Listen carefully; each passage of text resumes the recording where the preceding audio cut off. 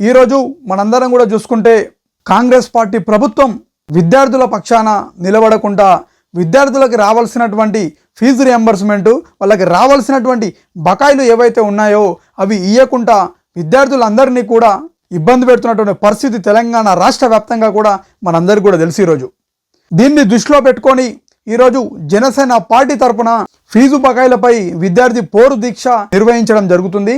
కావున స్థలం ధర్నా చౌక్ ఇందిరా పార్క్ దగ్గర 6వ తారీఖు 8వ నెల 2026 రోజున ఉదయం 10 గంటలకి జనసేన పార్టీ తరపున ఈ విద్యార్థి పోరు దీక్ష నిర్వహిస్తున్నాం. కాబట్టి తెలంగాణ రాష్ట్ర వ్యాప్తంగా ఉన్నటువంటి ఈ విద్యార్థి పోరు దీక్షలో పాల్గొని కాంగ్రెస్ పార్టీ ప్రభుత్వం చేస్తున్నటువంటి అరాచకాలపై కాంగ్రెస్ పార్టీ ప్రభుత్వాన్ని వెంబడి కూల్చివేయాలని చెప్పి కూడా మన ధర్నా చౌక్ నుండి కాంగ్రెస్ పార్టీ ప్రభుత్వాన్ని మెడలు వంచి మనకు రావాల్సిన ఫీజు రియంబర్స్మెంట్ బకాయిలన్నీ కూడా చెల్లించుకుందామని చెప్పి కూడా జనసేన పార్టీ తరపున మీ అందరికీ తెలియజేసుకుంటున్నాను.